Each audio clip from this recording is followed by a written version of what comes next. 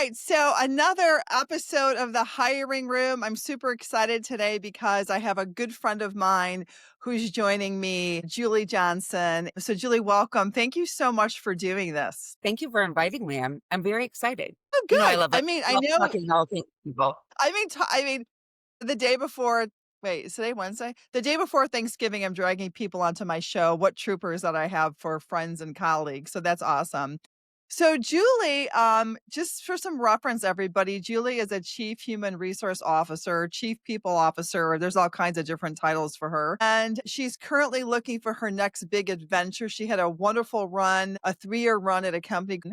And I actually placed her there. So we've had a really interesting relationship because I've helped her and she's helped me. She hires for me and I help her. And, this is what happens in this business is that you have a relationship that strangers can mature into different things. And that's what I really love about what I do. So without further ado, we're going to hit some of the key things today.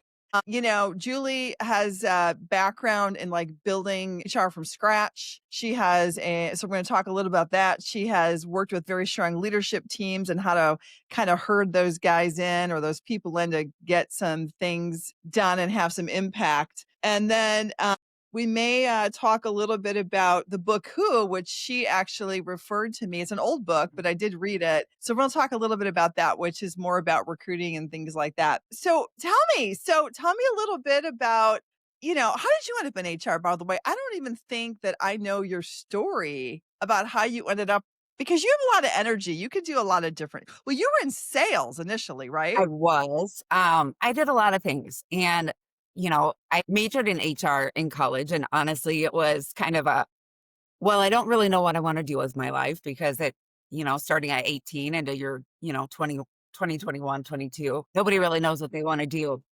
I ended up with a business major and really enjoyed org development. So understanding the psychology of organizations, like that was really exciting to me. And I felt the best way to do that was through people, human resources. That's what you're there for, right? Yep. Graduated college, ended up not working in HR for about 10 years after I graduated.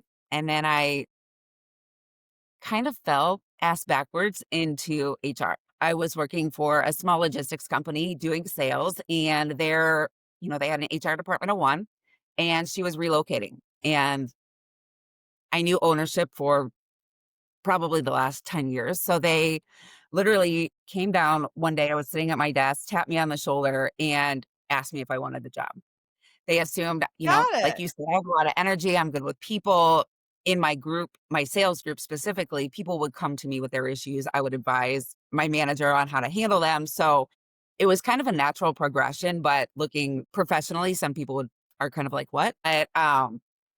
Yeah. So kind of by accident, kind of by drive, but I love it for sure.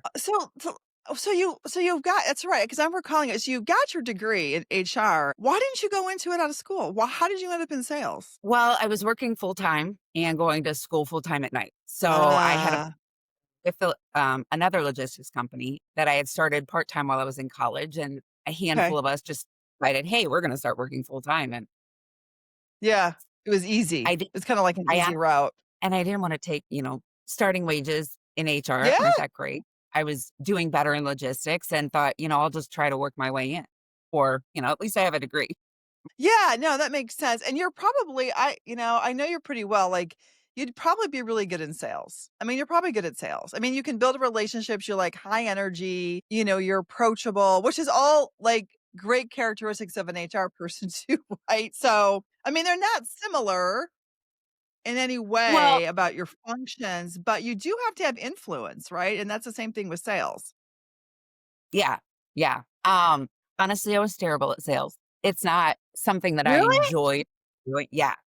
Um, I'm very timid at first. So getting the foot in the door was always my issue with sales. Once I was in the door, I was fine. Account management, Yeah. dealing with people, handling issues, like that's where I thrive, solving puzzles. So, you're timid? How are you timid? In what I way are am you shy. timid? I don't know. Really? I've been this, yeah, yeah. I was so So shy as a you're kid. your natural I haven't, state is more shy. Mhm. Isn't that interesting? Because I did this, I think I told you this. I did this, Russell you know who Russell Brunson is? You probably don't. He's a guy that built a company called ClickFunnels, and how he marketed it was to kinda show you ClickFunnels is like a marketing tool, and what he did was he used, like, seminars and teaching to, like, sell the product, and he just became really good at presenting is what he ended up becoming, like, super great at Mhm. presenting and being able to sell. It was a weird thing. It's like he kinda started doing this, but he got really good at this kind of product sale. And if you see him, he's like very casual, super genuine, and not overly polished at all, but he connects with you like emotionally when he talks to you, right? Like you Mhm. can't feel like he's comes off like very honest and he's kinda like the guy next door, like, you just feel like he's your neighbor, and he says, "I'm shy," and it's like, I find it so like, you're in front of, like, 10,000 people talking, comedians say that too, like, they're shy, and I'm thinking, like, what sometimes I think about, like, what does that mean?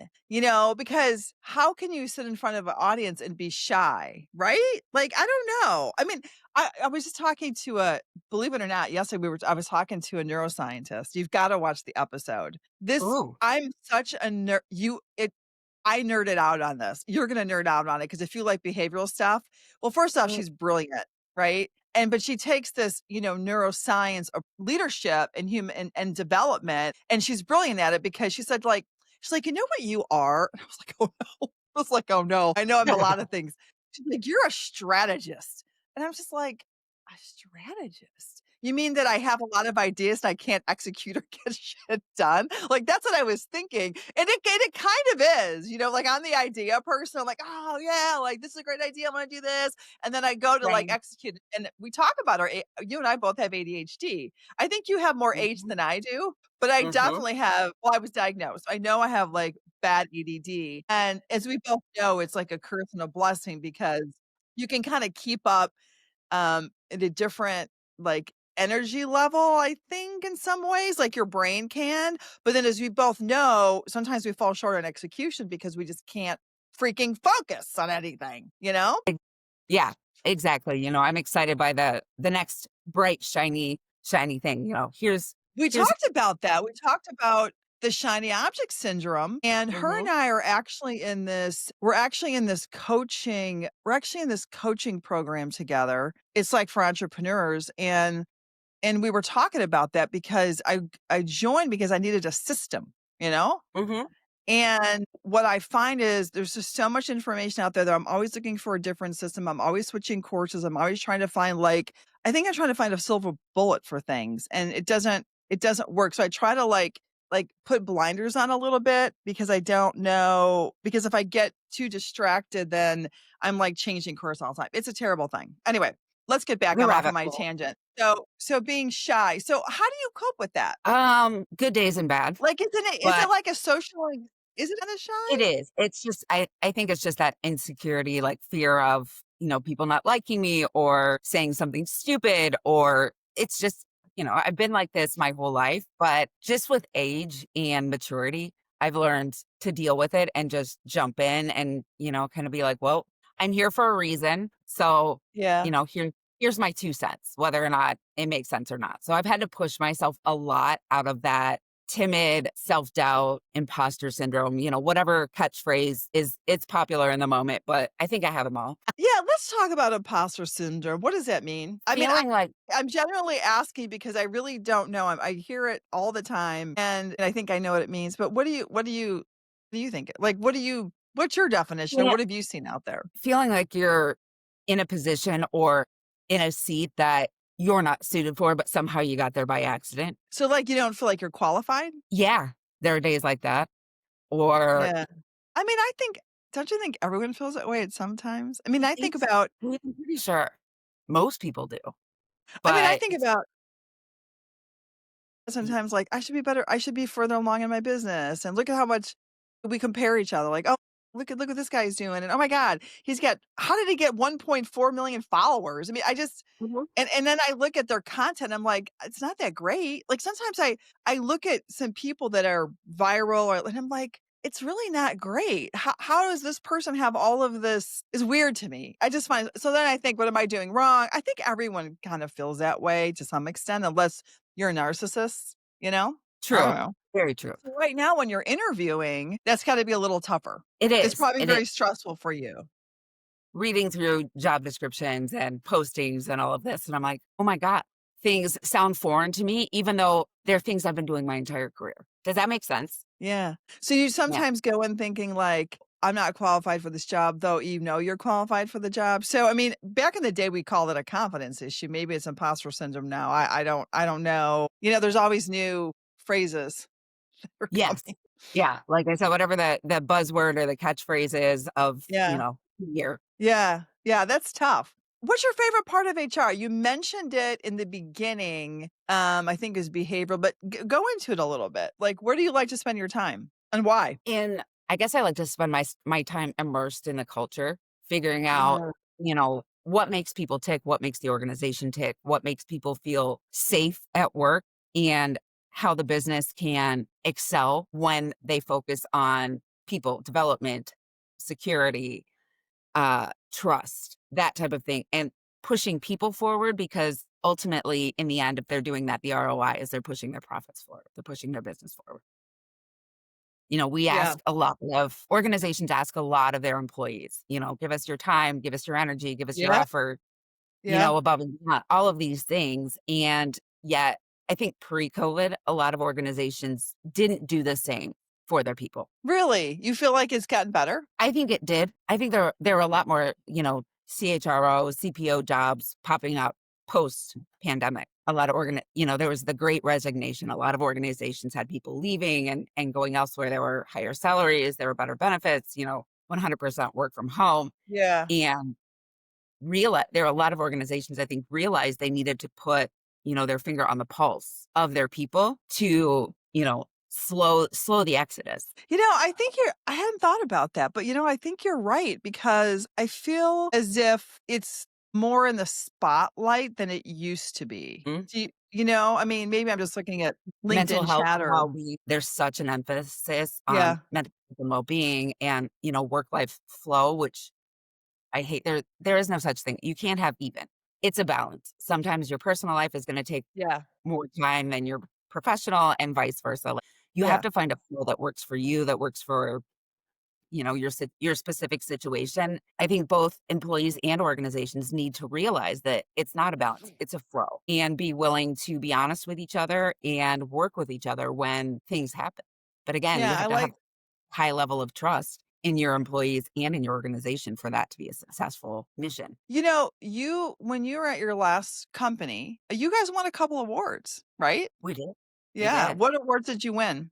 2 And years in a row, you were the first CHRO that they ever hired. I was.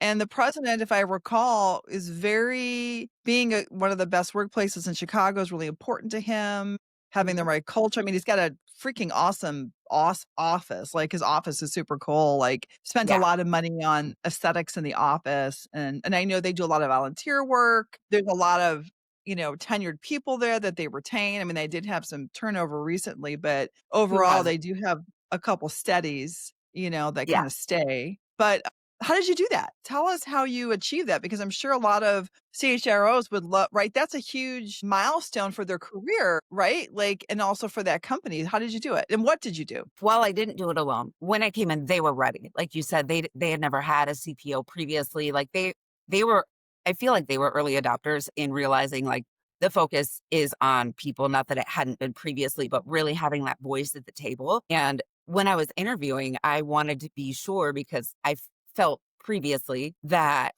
I was in the position and we were people centric for basically like a shiny hood ornament.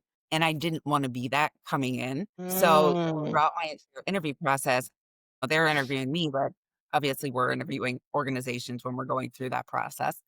of And course. I was really vetting them to make sure that there was buy-in from the entire leadership team, that they were ready to look in the a lot of leadership teams need to look in the mirror. We're demanding these things from our employees, but are we giving back the same? Yeah. It's usually where the crux of the problem is, right? Mhm. So And how'd you get buy-in? How did you did you feel did you feel that there was buy-in during that interview process?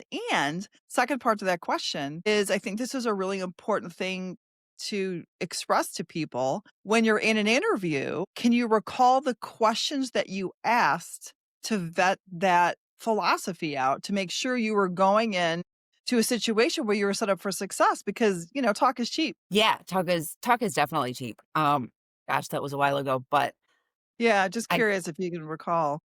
feel like I was relatively point blank about it. Okay. At least I had, I think, what, 7 interviews for that position. Was there Um, that many? What the heck? What year except was for that? one of 20 my girlfriends who was a CMO, she just went through 18 interviews. 18. What? Yes. Okay. She got Do you thing did you see one of my posts of how I calculate how much that costs a company? Now, it's a CHRO, like, you can't get that wrong. So, I'm not saying you shortcut that position, that's not what I'm saying at all. What yeah. I'm saying is that 18 different people, 18 different tell me, you gotta tell me what happened with this. Sorry, I gotta find It this out. wasn't Tell me what happened. mine, I don't know her specifically. Mine wasn't 7 different people. I met with, the CFO, I think twice, and the CEO, I spoke with him twice, and then the rest were meeting with the leadership team. Okay. Did So, you speak a with couple of those times guys twice separately, meaning 2 different occasions by Mhm, themselves? Okay. mhm. Did they do a panel at all? No. I had a panel of 2, so not really. Okay, I have to go back real quick to this 18 interviews. Did she go back multiple times? Did she have an assessment? I'm just kinda curious. And did she get an offer? Did she take the job? She did. She got the job. Okay. I believe they were mostly remote because she's actually relocating out of the state now. So a lot of Zoom meeting and those aren't easy. That's a whole different strategy when you're doing a Zoom meeting. Oh, I never know where to look. I mean, look at us right now. I'm all over the place. No, you're okay. I just had the dog come downstairs and walk around, and I was just like, "Oh my god." I mean, we can edit it, so it doesn't really make a difference, but, I mean, there's a lot of distractions you can have that can happen at the house, which is makes it difficult to interview, I think, sometimes, but, yeah, I think it is kinda hard, right? Well, proximity is powerful, right? Like, being in someone's presence. I think doing a video we could do a whole thing on video interviewing because I think people have gotten better at it, but I don't think that it's easier for people to do. I Yeah. think a face to face you're gonna have because nonverbals are so strong in communication, even though you have nonverbals here, but you don't see my whole, you don't see all of me. You don't see, you just don't, and you don't pick up the same energy levels that you do when you're in somebody's presence, which I think is, the chemistry, the secret chemistry element that you probably feel when you're with somebody, right? Right. Right. It's like, I'm professional from here up, but, from here down, I could be a PJ. All right, admit it. Admit it. Do you have a pair of pajamas on? Is that what you're telling I me? do You have a not. pair of jogging shorts? Okay. I won't hold I it don't against you. feel like such a slob when I work in yoga pants, and so I try I do I it. have a closet full of my closet's ridiculous, but, Yeah, I know. You're my like you're a style queen. I'd rather put a pair of sweatpants on. Just saying. I mean, I'll be in Just sweatpants saying. probably about 4 o'clock. Okay. So back to my so you don't remember the questions you asked. I mean, I'm asking something 3 years ago, but just curious. I mean, off the top of your head, can you think of something that you would questions you would ask to like pull that out in an interview? No pressure. Right? I think it's honestly probing for an honest answer on, with that interview, it was, why do you need this position? Why is this Yeah. important to the organization? Are things in place? Are you willing to take accountability and look in the mirror and, think that maybe there are things that we could do better that can influence the betterment of our employee experience and then of the organization? Now, were you looking for consistency in the answers? Did you Yeah, find any one of them not buying in and then down the road being a problem? not initially. Yeah. I knew Okay. there were gonna be I knew there was gonna be 1 or 2 there would be 1 or 2 tough customers. That was exciting to me. Like, I was ready to go. I was like, "All right," you know? And Yeah. it wasn't that, they were against it. I think it's more that people don't realize how much self-awareness and self-reflection goes into an amazing employee experience. You know what I mean? Yeah. Yeah, oh, yeah, yeah. Well, we're so because it's hard to measure, right? Yeah. Everyone's experience is different. So, you're trying Yeah. to build this culture. And another favorite book of mine that I think I've probably told you to read a few times as well. Which one? It's Nine Lives About Work I don't by, know. I gotta write that down. 9 okay, but lives about work. Okay, tell yeah. me. Do tell. And it's essentially about like nine leadership or management philosophies that really don't work. Like people, And are they, like, mainstream where people think they work? yeah, Okay. goal setting is one of them. Which It's a one? lot of goal setting. Okay, tell me about that. Well, a lot of goals are established at the leadership level, right, for an Yep, organization, and then they're all trickled down. right. But things change on a dime. Like Yeah, organizational goals can change, 10 minutes after you set them, and we're like, this is where we're going. Goals are set. Everybody's good to go. But they're not changed at the individual level. right. So a lot of goal setting sets people up for failure, or it can lead to complacency. Like, all right, I hit my goal. I'm good to go. I'm going to, Right, right, right. yeah, Well, that's the whole thing in like, if we put that to sales, right, you have to be super careful yeah. what you're Or like, rewarding and what your goals are. Yeah. yeah, like there's no way I'm going to reach this. Like, I'm I'm gonna going to give give up. up. It can go either way. Yeah. And I think, Yep. yeah. So So, you so they're saying that goal setting overall in the philosophy of today's business doesn't work because they're not adjusting the goals as they move along, or they're not communicating down. right, right. Okay, They're probably not, both. I think it's more so like the clarity of what individuals need to achieve, or, you break it down from the corporate level to the team level and then to the individual level, but really breaking that out to how we measure an individual's success versus to achieving the organizational goal. Mhm. It's hard. Yeah, I mean, look, corporations can't even consistently do one annual review a year, let alone communicate goals at the individual levels, have objectives, and have milestones throughout the year, right? Like Mhm. maybe Deloitte does it. My son works for Deloitte and they have like an app and they're in constant communication with their manager on their stuff. Like the communication's crazy. Back in the day, I remember this and I don't remember what year it was. It's a long time ago. This is like mid 2000s probably. I remember this whole thing like, "Oh, Deloitte's they're getting rid of the annual review. It's dead. It stinks. It doesn't work, blah blah blah." And everyone's like, "Oh, great, because we hate reviews." And then what happened?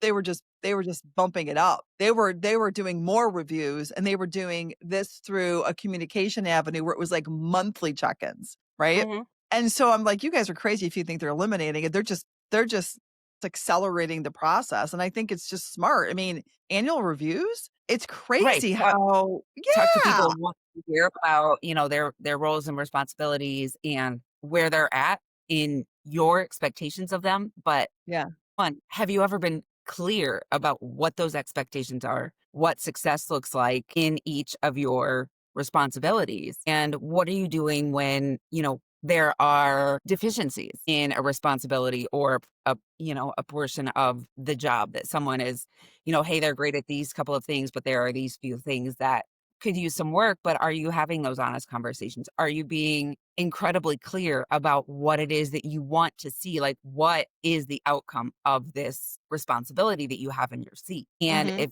if people don't understand that, or if there aren't clear conversations about that, they're set up for failure. Yeah.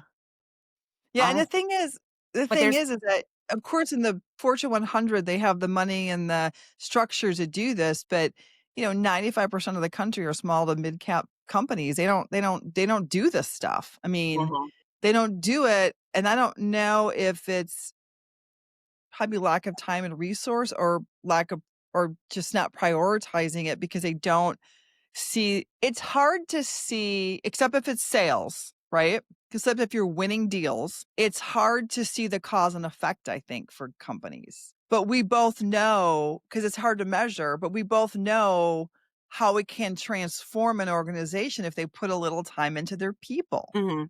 I think there's definitely a level of accountability on both, the organization to provide coaching, development, training, tools to advance the individual, but the Yeah. individual has to want it. They have to make an That's effort. true. Also have to say, "Hey, I would like more training on this," or "I need more support here."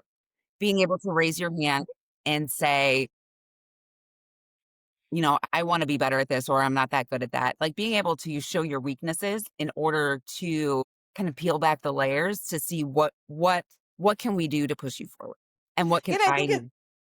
I think it's hard for people to show their weaknesses because people use it as they feel that they're gonna use it as leverage down the road, Right. Imposter or you're syndrome. planting a seed of Also doubt. find out that you're sitting in a meeting, you hear a phrase or something you've never heard before, like, I'm writing things down so I can Google them later because I don't wanna ask the question, And look stupid. and right. I mean, but that's the thing is that it's a very rare environment that you can say you're completely safe to say what you want, Absolutely. right? Absolutely. Like, I understand people's pause. I mean, and then their cautiousness because you hear stories, you see it backfires on you, all those kinds of different things. So everybody's sort of on their guard. And have you found that, okay, so I tend to blame the companies a lot. Maybe I shouldn't, because your point of the person has to buy into and they have to want to do it. What has your experience been with that? With the people buying in or not? Like just I'm just generalizing here. I would say I think there are more people than not that take accountability for the growth of their careers, and Okay. maybe that's because 'cause I'm a Gen X and we were just, we just go, you know? I Yeah. love all the silly Gen X things because we literally were raised by we were all latchkey kids, most of us. Looking at the generations that are coming into the workforce or that have just come into the workforce, I think there's a different mentality coming in. The expectation of, well, you should be teaching me this, or you should be giving me a clear path to success. But Yeah. They don't but that can't fully on the don't you organization. think that's the world's I mean, if you go on social media, which okay, so I'm also Gen X like you, but I'm on the other side of the scope, right? It's a big the 20-year range, right? So I'm on the boomer cusp, but I'm not a boomer. I like to say that by a year. But I was raised as a boomer, right? Like my parents were post-war, like they were like pretty much. Yeah. Like I wasn't a latchkey kid. My parents, my mom was stayed home and made dinner every night. So from that perspective, I was much more of a boomer. But what I but to your point is like that generation is super scrappy. They don't expect anyone to do anything for them. They're ultra independent. They're like shut up and put up, like just they're just tougher. They don't expect anyone to do anything for them. As a matter of fact, I have like a huge flaw in my personality. I can't ask for help. I don't ask for help very much. I mean, even to ask someone like a friend of mine to do me a favor, like, hey, would you go on my podcast, please? Would you do a testimonial for me? That's hard for me to ask because I'm just like, I don't want to inconvenience people. They've got a life. And I can't even ask for any help because it's like you just always sort of figured it out. But my children who are in their early 30s are like, they expect everyone to help them. My husband was my sons are moving and they're like, "Dad, help us move." He's like, "I got my friends together. We moved ourselves." Like, I'm not helping you move. I'm 64 years old, right? And they're Yeah. just like, "What do you mean? Like, you need to come help us." It's just funny, right? Where I wouldn't dream of asking my father to help me. I would be like, "My dad's not gonna carry a lamp up the stairs to move me." He'll be like, I'm going golfing. You figure it out yourself. Here's a funny story. Here's a funny story about a Gen X. Okay, I'm gonna tell you a personal story here. So we were raised in a Sicilian family. So my father's Sicilian. And so even though my mother was not, it didn't matter because he ran the house, right? It was very old traditional type of environment. Boys could do whatever they wanted, girls couldn't do anything. I mean, my curfews were 10 o'clock. My brother could not get home for 3 days, and it didn't matter. It just very like unfair, whatever. Okay. So I was working at the mall at the Flower Rama, by the way, because I don't know if you know this, but I went to floral design school. I went to college for a year, didn't know what I wanted to do, dropped out. I went to floral design school in Chicago and I worked for florists. And my father was going to set me up in a shop. And I looked at it from a business perspective. I was like, I'm not going to make any money on this. And I'm going to have no hands left. I'm not doing this. But I freelanced during college a lot, right? So Uh-huh. anyway, I was working at the Flower Ram, I'm making corsages at the mall, and I go out, and this is 1981, about. I was like 16.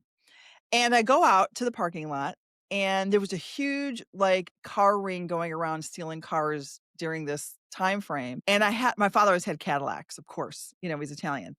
And we had this Toronado, which I actually love. It was like Toronado was a really cool big car, and I go out and it's not in the parking lot. It's not in the parking lot, so I call my brother, and I'm like, "Ha ha, super funny. Where'd you put the car?"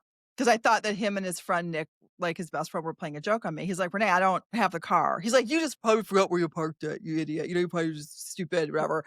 Because my ADD, and I'm like, "No, no, it's 10 o'clock. The mall's closed. There's no car. There's no Toronado. Right. There's no silver 1979 Toronado in the parking lot." So my brother comes to get me at the mall. It's a Friday night or something. We don't know where my dad's at the restaurant across the street. We had like this rib place across the street with a bar. So he's across the street drinking with people. And so my brother goes into the bar and I'm waiting in the car and he's like, tells dad what happened. My brother comes out and says, well, he's not going to come with us. We have to go to the police station and report it. We were 16. I was 16. He was 17. So could you imagine nowadays? We were 16 and 17 years old. We go to the police by ourselves. We don't even own the car. We tell the police what happened. They don't really give a crap. They file a report, do the insurance. But my point is, like, I remember even at that time thinking, like, shouldn't he be going with us? You know what I Yeah. mean?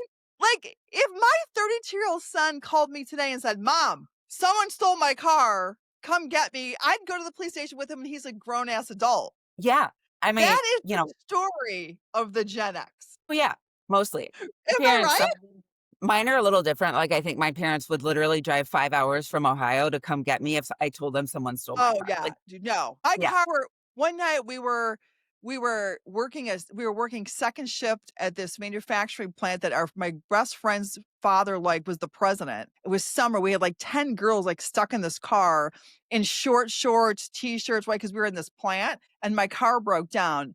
We had to walk on the tollway to the tollway booth. We're on our way. Some trucker stops. We're freaking out. It's like midnight. The trucker, like, I get in the car with this trucker or the truck, and we go to the toll plaza to get a phone because there's no cell phones. There's no Right. cell phones. And I call my father. He's like, just call a tow truck and you guys can get hitch a ride with the tow truck. What's happening? And I got to sit next to this big truck driver, like this toll driver with this Oh, big, I remember with this ticket. I'm like, why do I have to sit next to this guy? But it was interesting, and it was just kinda like and then it's like 2 in the morning by the time we get home. My dad walks out and, like, pays the guy cash for it, and then it's like, whatever. It's just it's wild when I think about things like that, and now I wonder why I can't ask for help. because we never got it, right? And the Right. thing is Figure it my out on father your was own. super protective, so some of the things that we did but see, one thing I was with my brother.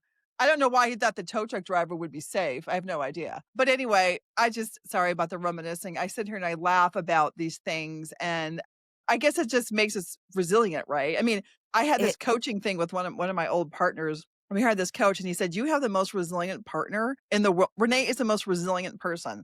And I'm like, "Yeah, well, like, when you have to I don't know, figure everything out or you feel like you're figuring everything out." That's not true, but I guess these crazy experiences just form you, you know? right, right. Well, I think as parents, I don't have children personally, but I think our generation as parents wanted to be there for their kids more.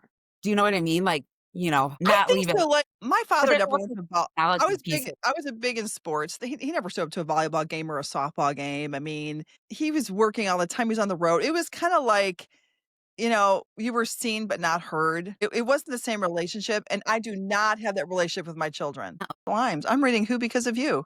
Oh, It's a little basic, but I did glean some nuggets. Well, we talked about this a little mhm. bit. Yeah, okay, let's get back. All right, let's start from the top here. Well, we were Okay. Yeah, I know I have some crazy stories. I don't know why I got into some of my crazy childhood stories, but, it's kinda funny, so whatever, it's good. We all had different parenting experiences, we're all different parents. Okay, so recently, which I'm kind of embarrassed by this, I should know this book, Who, with what I do for a living, I was surprised and I read it. right? Yeah, right? As I was reading through it, I was like, "This sounds like Renee a little bit." Like, there were pieces where I was like, Yeah, I've I heard didn't this steal before it. more from you, and You know so what? that's why I'm You know kinda what? surprised. Yeah, no, I know, right. You know what's crazy about it too is kinda like, how did these guys get so famous? I mean, you're right. I think some of the book is pretty basic, but they really had when I think about the meat of the book, if you look at the book again, they just had the credibility of all of this input from all these big dogs, and that's why Mhm. it's very fluffy with that, right? Like, this guy said this guy said this guy said that, but they're all, like, big names. But when you distill down the strategy, there's not a lot of meat to it. Not that it's not good, I think there's some really good things in there, and I don't disagree with anything that they're saying. But there's not a ton of stuff out there. That's the crazy thing. It's like, I'm building out this playbook, which is taking me freaking forever, but it's really the structure for it's really the structure for the course we're building. And it's also the structure for the book because it's really built on pillars and frameworks. And, there is a strategy, there is a methodology. Back to that. I'm going to look at my notes here really quick.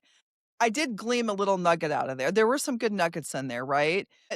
One thing I hadn't thought about in a long time, and we kind of just alluded to this a little bit ago, was sitting with your employees and mapping out goals for the year and aligning them with the organization. And that's something Who talked about. Mhm. Right? But they actually what I did like about what they talked about, and I'll shut up here in a second because I'm interviewing you, not me. You interviewing me. I can't keep my mouth shut. Is that's the whole thing about how they start with who, Mhm. with what outcomes they want to achieve in this particular position, and that it has to align with the organization. Right. Okay. And So they what do you see out there? position that philosophy all the way back to the hiring process. Mhm.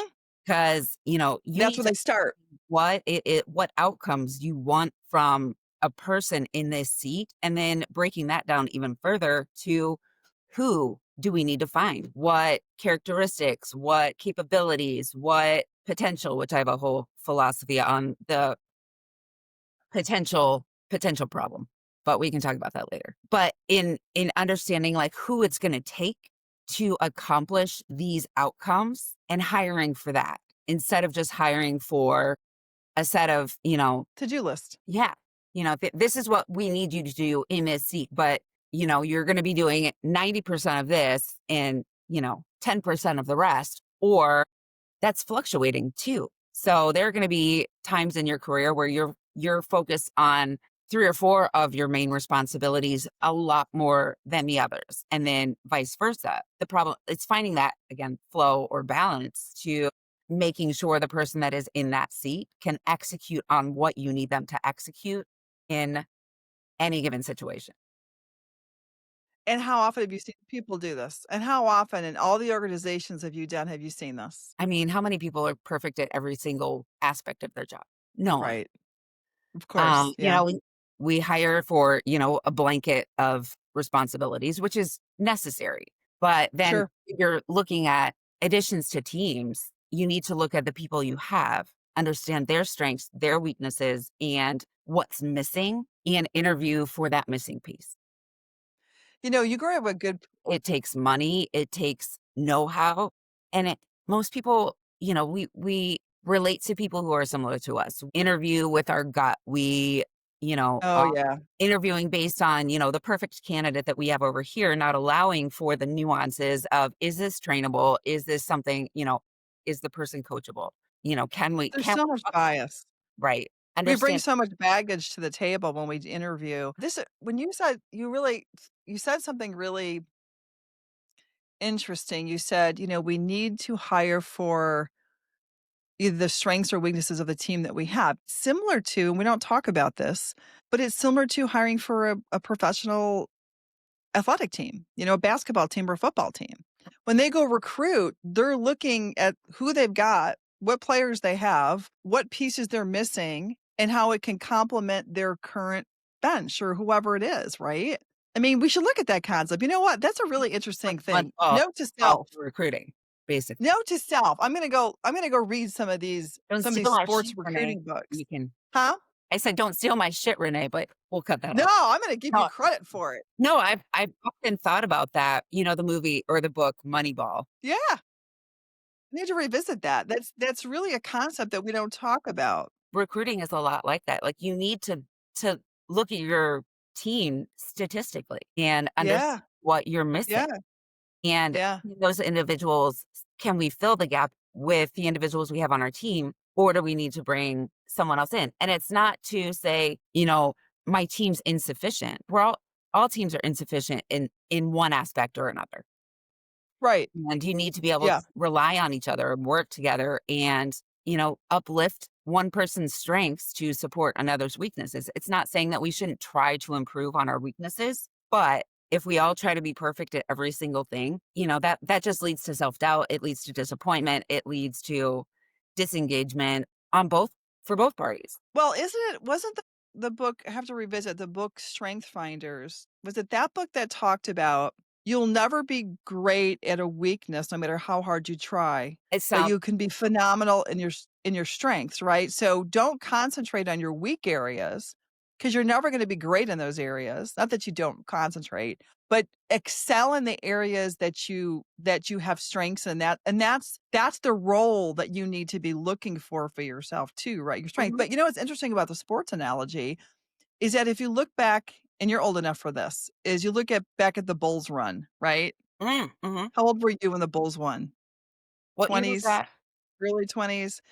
When was the Bulls? Well, it was the Bulls runs when my son was born, so that's like early 90s, like 92 to 97 maybe or something, Okay. doesn't matter how old you were. Uh, You were old enough to remember it. I was just starting college. Yeah, so you were old enough to remember it, and, you know, I don't know why the Bulls were so great, I'd have to go back and revisit, but you can't have 5 Michael Jordans on that team. No, You know, you don't need all A play actually, when you usually have all superstars on your team, it doesn't usually work well. no, because you're dealing with egos. You're dealing with, Yeah, just give me it's the okay. ball all the time. You got, I'm the greatest. You guys are just, here to toss me the ball. Yeah, And, use yeah, another sports analogy, like with the 2016 Cubs when they won the World Series. I mean, just you could see it on the field yeah, and in the dugout. Like they supported each other. They were having a good time. They were, it wasn't, just one home run, one or two home run kings. It was every yeah, everybody was contributing, yeah. everybody had a job. The same And thing with the Bulls, you right. know? And it's the They same had, situation. what's his face? Yeah, that was the big three-pointer guy, right? And then they had crazy, what's his face, who was the center? Crazy, Rod you know, Dennis Rodman? Hobson. Not Hobson, Robin, yeah. Oh, Dennis Rodman is the right? And then, of course, you had Jordan, who was just Jordan. But, like, you had Pippen, who was, like, the assist for Jordan. Like, everybody had their role yeah, that just excelled that point. But what's difficult is, you talked about stats, right? And so sports becomes easier to measure because you have data points. You have, like, hard data points, right. and you don't have that in corporate America unless it's sales. Well, Operations, margins, you have some stuff, but in the support functions like HR and accounting and finance and legal and other, like, supporting functions, you don't have, you know, same concrete measurables. I think it becomes more difficult to create those alignments and measure them. I think it becomes difficult. You can do it, but it's not as cut and dried, and maybe that's where people are like, "Okay, I'm gonna abandon this because it's just too difficult." I don't know. it is hard. It's really hard. I mean, and that's a really good point. Like in HR, how are you measuring success, right? Yeah. Yeah. How are you? We can Time to look fill? at I time mean, to I don't fill, know. look at, attrition and cost of turnover and headcount and all of those things. But But the that's not linear. That's not on you, though. That's a whole organization statistics. That's not HR statistics. right, right. I mean, Yeah. people don't leave companies because of human resources. No, no. And They they leave leave because their boss. right. And they don't even leave because, they could be working for, the top rated organization in the world. Yeah. And you have a horrible boss The toxic, yeah. or are in a toxic environment, it's not Yeah, gonna you're gonna bounce. sustainable. Yeah. Yeah. It's churn and burn, it's turnover, it's people left with a sour taste in their mouth and, on both sides because people, quiet quit. That was the catchphrase after the Great Resignation. That one was fun. The quiet quitting where, I'm still at work, but in my mind, I'm not. I'm checked out. Right. Doing Yeah. the minimum. And when people give up on either side, Yeah. how do you get them back? And I brought up potential earlier in my dislike of the potential classifications because potential is momentum. And at any given point in any given person's life, your momentum varies because Yeah. It's linked Yeah. to so many outside factors. And, out of college in my 20s, I didn't really have the momentum to want go out and explore I was good. I was sitting in my, sales job that I Yeah. didn't love, I mean, hated most days, but I was content, I had a good job and I was raised that way. Like you get a good job, you get insurance, you don't rock the boat, you don't. Right. I mean, my parents both retired from their jobs after over 30 years each. They Yeah. retired That's what on they did. they're so cute. I mean, but my parents are ridiculous.